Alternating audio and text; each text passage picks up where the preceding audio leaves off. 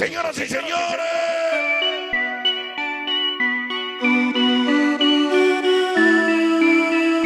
esto se lo quiero dedicar para todos los hermanos mexicanos allá en la Unión Americana, porque no la están pasando bien. Pero desde México les decimos que su trabajo hable por ustedes mismos.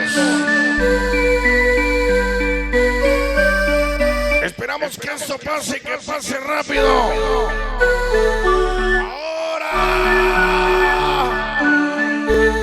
porque un mexicano vale por dos.